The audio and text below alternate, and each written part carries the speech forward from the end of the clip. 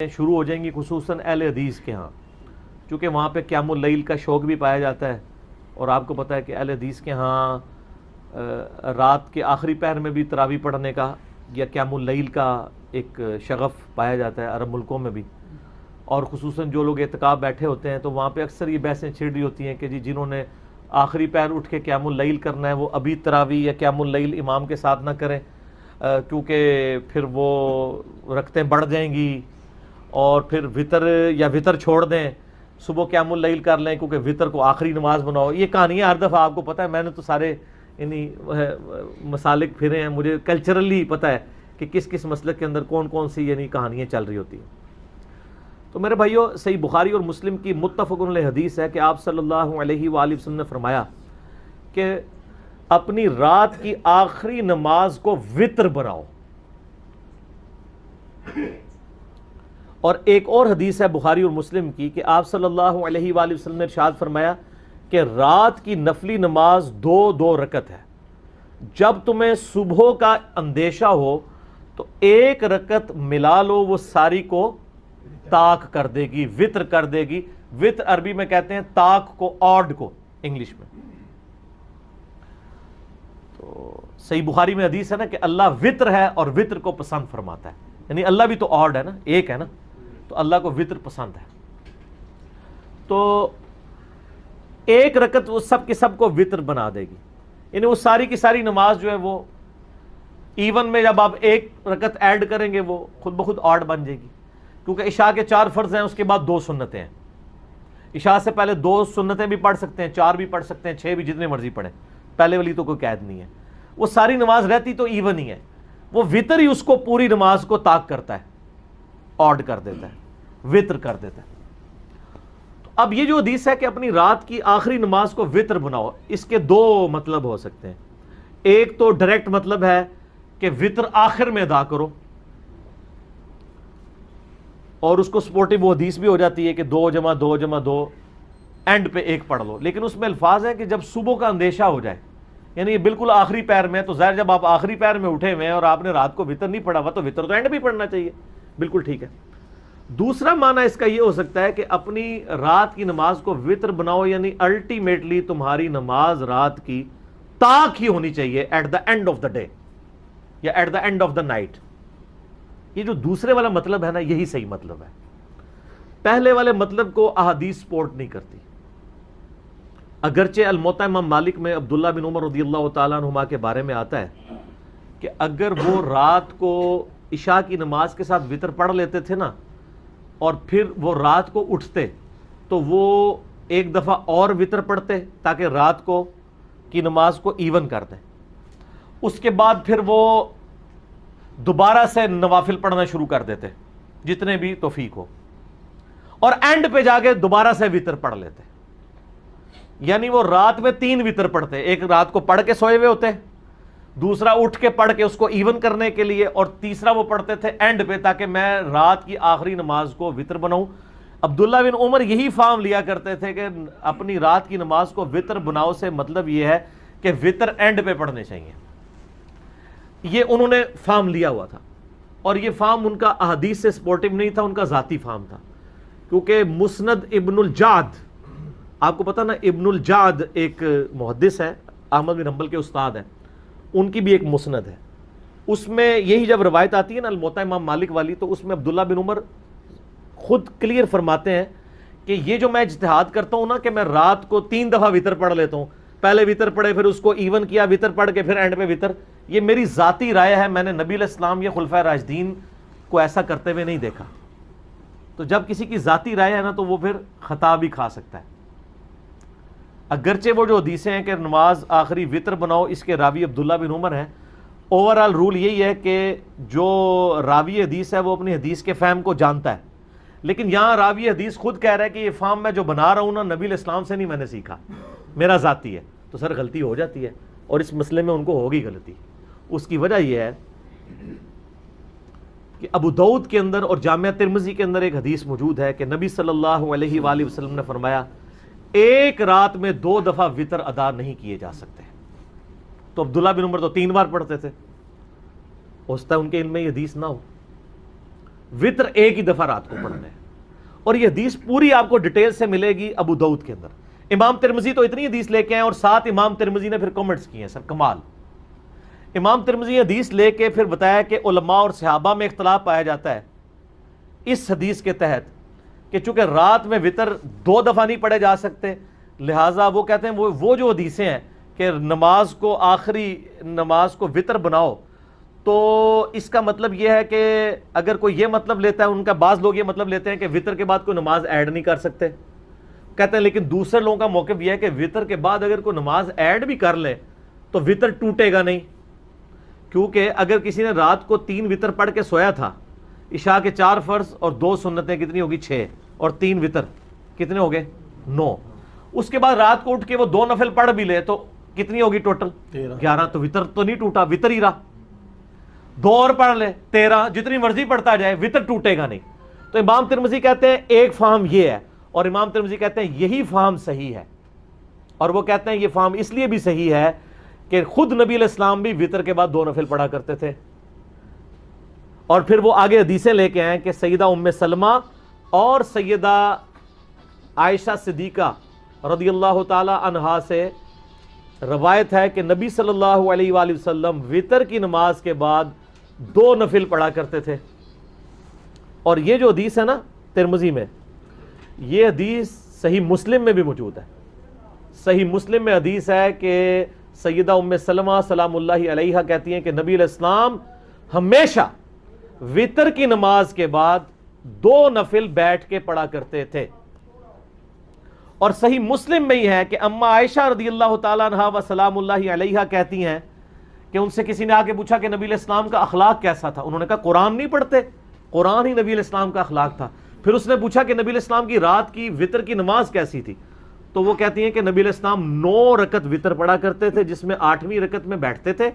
اس کے بعد اس میں 8ویں رکعت میں درود شریف دعاؤں کے بعد پھر کھڑے ہو جاتے تھے، پھر 9ویں میں بیٹھ کے درود شریف دعاؤں کے بعد سلام پھیر دیتے تھے، اور پھر اس کے بعد 2 نفل بیٹھ کے پڑھا کرتے تھے. پھر جب آپ بوڑھے ہو گئے تو پھر آپ علیہ السلام نے 7 رکعتیں پڑھنا شروع کر دیں وطر کی، اور جس میں آپ 6ٹھی رکعت میں بیٹھتے تھے اور 7ویں رکعت میں، اور پھر سلام پھیرنے کے بعد 2 نفل بیٹھ کے پڑھا کرتے تھے. تو جو امام ترمذی نے لکھا وہ صحیح مسلم میں بھی موجود ہے، دونوں حدیثیں، ام سلمہ سے بھی اور اما عائشہ سے بھی، کہ نبی علیہ السلام وطر کے بعد 2 نفل بیٹھ کے پڑھا کرتے تھے. اچھا، یہ ترمذی کی ڈیٹیل میں نے آپ کو یہ حدیثیں بتا دیں. یہ جو حدیث ہے نا کہ ایک رات میں 2 دفعہ وطر نہیں پڑھ سکتے، جس کی بنیاد پہ میں نے عبداللہ بن عمر کے موقف کو، ان کے اجتہاد کو غلط ڈکلیئر کیا، اور امام ترمذی بھی ایون غلط ڈکلیئر کرتے ہیں. یہ حدیث ابو داؤد میں پوری ہے سیدنا طلق ابن علی سے، یہ مشہور صحابی ہیں. حدیث اس طرح کہ طلق ابن علی کے بارے میں ایک تابعی کہتے ہیں کہ وہ ہمارے گاؤں میں آئے، انہوں نے آ کے ہمیں نماز پڑھائی، رمضان کا قیام کروایا، اور انہوں نے قیام رمضان کے بعد وطر بھی ہمیں پڑھائے. اس کے بعد وہ اپنے علاقے میں واپس تشریف لے گئے اپنی مسجد میں.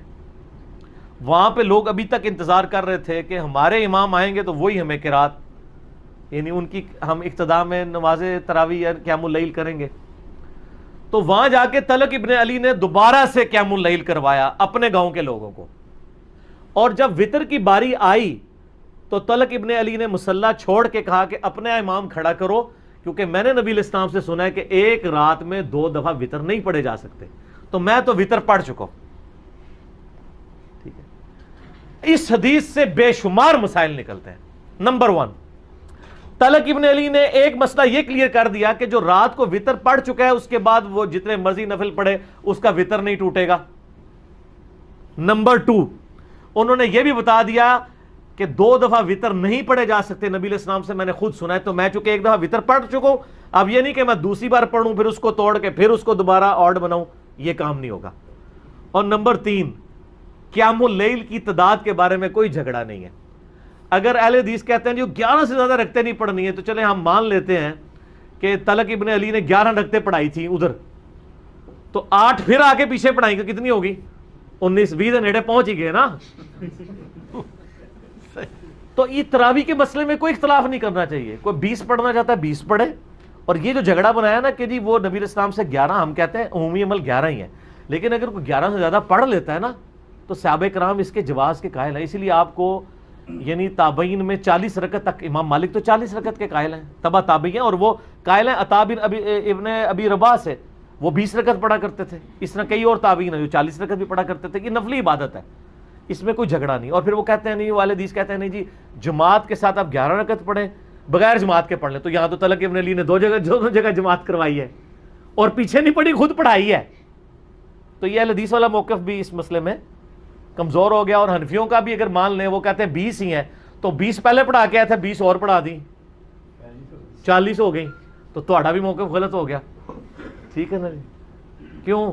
کیونکہ نہ میں وہابی نہ میں بابی، میں ہوں مسلم علمی کتابی. نہ ہم نے وہابیوں کا دفاع کرنا ہے، نہ بابوں کے ماننے والے بابیوں کا دفاع کرنا ہے، ہم نے علمی کتابی بات کرنی ہے. تو طلق ابن علی نے کلیئر کر دیا، اس حدیث کا فہم بھی بتا دیا کہ ایک رات میں 2 دفعہ وتر نہیں پڑھے جا سکتے. تو اس حدیث کی یعنی پوری ڈیٹیل ابو داؤد کے بعد بالکل کھل کے سامنے آ گیا.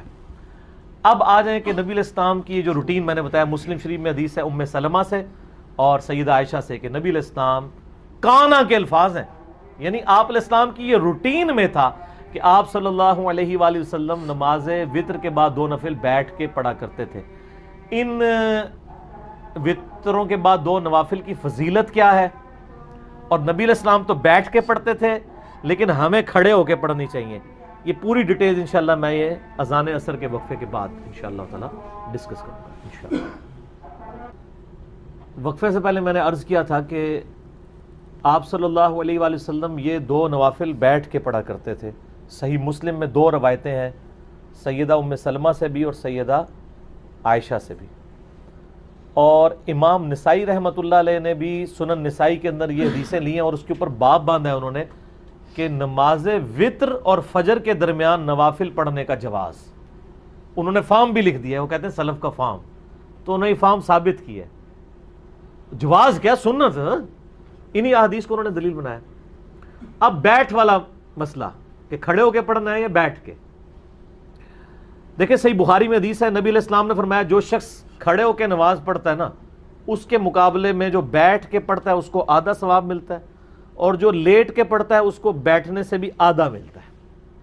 مجبوری کی وجہ سے بعض اوقات کرنا پڑ جاتا ہے، لیکن اگر مجبوری نہ ہو، جو کھڑے ہو کے نماز پڑھ سکتا ہے اسے کھڑے ہو کر ہی پڑھنی چاہیے. رہا نبی علیہ السلام کا معاملہ، یہ صوفیاء نے زیادہ ہنگامہ کھڑا کیا. آپ نے دیکھا ہے کہ جو صوفیاء کے ماننے والے ہیں وہ ضد کرتے ہیں کہ وہ وتر کے بعد 2 نفل بیٹھ کے پڑھتے ہیں، کہتے ہیں سنت ہے، لیکن حکم جو ہے وہ سنت پہ فوقیت رکھتا ہے. صحیح مسلم میں حدیث ہے، عبداللہ بن عمر بن عاص کہتے ہیں کہ میں نے نبی علیہ السلام کو دیکھا کہ آپ بیٹھ کے نفل پڑھ رہے ہیں، تو میں آپ کے قریب گیا، آپ کے ماتھے پہ ہاتھ رکھا میں نے. یہ سنت بھی ہے کسی کی طبیعت چیک کرنے کے لیے. تو انہوں نے کہا، نبی علیہ السلام نے فرمایا کہ عبداللہ کیا کر رہے ہو؟ کہا یا رسول اللہ میں نے آپ سے یہ بات سنی ہے کہ جو بیٹھ کے نوافل پڑھتا ہے اس کو آدھا ثواب ملتا ہے، تو میں چیک کروں کہ آپ بیمار تو نہیں جو بیٹھ کے پڑھ رہے ہیں. تو آپ علیہ السلام فرمایا میں بیمار نہیں ہوں، لیکن میں تم لوگوں کی طرح نہیں ہوں، مجھے اللہ تعالیٰ بیٹھ کے بھی مکمل نماز کا ثواب یہ عطا فرماتا ہے. یہ آپ کی خصوصیت ہے. جیسا کہ صحیح بخاری اور مسلم میں آتا ہے کہ نبی علیہ السلام نے فرمایا کہ ہم انبیاء کی آنکھیں سوتی ہیں، دل جاگتا رہتا ہے. نبیوں کے وضو نہیں ٹوٹتے سونے سے. سیدہ عائشہ کہتی ہیں کئی بار نبی علیہ السلام یعنی نوافل پڑھ کے تہجد کے لیٹتے، میں آپ کے خراٹوں کی آواز بھی سنتی، پھر اٹھ کے اسی طریقے سے نماز کے لیے چلے جاتے. تو میں کہتی یا رسول اللہ وضو؟ تو فرمایا کہ ہمارے دل جاگتے رہتے ہیں، آنکھیں سوتی ہیں. تو وضو کے ٹوٹنے نہ ٹوٹنے کا احساس انبیاء کو نیند میں بھی ہو جاتا ہے. ان کی غفلت ویسی نہیں ہوتی جس طرح کی ہماری ہوتی ہے. تو یہ نبی علیہ السلام کی خصوصیت ہے. تو چونکہ آپ علیہ السلام خود کہہ رہے ہیں کہ کھڑے ہو کے پڑھنا پورا ثواب ہے، بیٹھ کے آدھا ہے، تو لہٰذا اب اس کی پلی نہیں لینی چاہیے. ہم تو الحمدللہ کھڑے ہو کے ہی پڑھتے ہیں نوافل کو، ظاہر پورا ثواب کمانا چاہیے. یہ بہت بڑی ایک فضیلت ہے، اور اس کی فضیلت سن لیں. سنن دارمی کے اندر حدیث ہے صحیح سند کے ساتھ. یہ حدیث صحیح ابن حبان میں بھی موجود ہے، صحیح ابن خزیمہ میں بھی موجود ہے کہ نبی صلی اللہ علیہ وآلہ وسلم نے فرمایا کہ رات کی بیداری ایک مشکل کام ہے. خصوصاً سفر کے کانٹیکسٹ میں آتا ہے. سفر میں تو بندہ تھکا ہوتا ہے. رات کی بیداری ایک مشکل کام ہے. جب تم وتر پڑھ چکو تو 2 رکعت پڑھ لیا کرو. اگر رات کے آخری پہر تمہاری آنکھ نہ بھی کھلی تو اللہ تعالیٰ تمہیں رات کے آخری پہر اٹھ کے جو نماز پڑھنے کا ثواب ہے وہ عطا فرما دے گا۔ سبحان اللہ، کتنی بڑی آسانی ہے۔ میرے جیسے کمزور لوگوں کے لیے تو بہت بڑی آسانی ہے، اسی لیے سر ہم پڑھتے ہیں اور لوگوں کو ترغیب بھی دلاتے ہیں کہ یار مفت میں آپ ثواب لیں نا۔ صحیح بخاری اور مسلم کی حدیث ہے، اما عائشہ کہتی ہیں کہ نبی علیہ السلام وطر کی نماز بعض اوقات عشاء کی نماز کے ساتھ ہی پڑھ لیتے تھے، بعض اوقات آدھی رات کو اٹھ کے پڑھتے تھے، بعض اوقات رات کے آخری پہر میں۔ تینوں طریقے سے سنت ہے۔ کتنی آسانی ہے دین کے اندر۔ آپ چاہے ساتھ ہی پڑھ لیں، رات کے یعنی بیچ میں یا اینڈ میں، اور جس کو خدشہ ہے کہ وہ صبح نہیں اٹھ سکتا وہ رات کو پڑھے۔ صحیح بخاری و مسلم کی حدیث سے حضرت ابو ہریرہ کہتے ہیں مجھے نبی علیہ السلام نے وصیت کی تھی 3 کاموں کی۔ نمبر 1، رات کو سونے سے پہلے وتر پڑھ لینا۔ نمبر 2، اشراق کی نماز پڑھنا۔ اور نمبر 3، مہینے میں 3 روزے۔ تو یہ انہوں نے اپنی روٹین میں 3 کام رکھے ہوئے تھے۔ تو وہ تو سونے سے پہلے ہی وتر پڑھ لیتے تھے، تو آپ وتر شروع میں پڑھ سکتے ہیں، بیچ میں بھی، اینڈ میں بھی۔ اور ایک بڑی رکت انگیز حدیث ہے سنن ابی داؤد کے اندر، سنن نسائی ابن ماجہ میں بھی موجود ہے۔ ایک تابعی آتا ہے سیدہ عائشہ کے پاس سلام اللہ علیہ اور کہتا ہے کہ اماں جان یہ بتائیے کہ نبی علیہ السلام جو غسل جنابت ہے، جنوبی ہونے کے بعد جو غسل ہے، یہ رات کے ابتدائی حصے میں کرتے تھے یا آخری پہر میں اٹھ کے؟ ان کا بیٹا کبھی رات کے ابتدائی حصے میں کر لیتے تھے اور کبھی آخری پہر میں بھی اٹھ کے، یعنی کوئی ایسا مسئلہ نہیں ہے، آپ ڈیلے کر سکتے ہیں، بس نماز قضا نہ ہو۔ تو اس نے کہا اللہ اکبر سبحان اللہ وبحمدہ، تمام تعریفیں اللہ کے لیے جس نے دین میں اتنی آسانی رکھی ہے، چاہے تو اسی میں غسل کر لو، چاہے فجر سے جسٹ پہلے کر لو۔ پھر اس نے کہا اماں جان یہ بتائیے کہ نبی علیہ السلام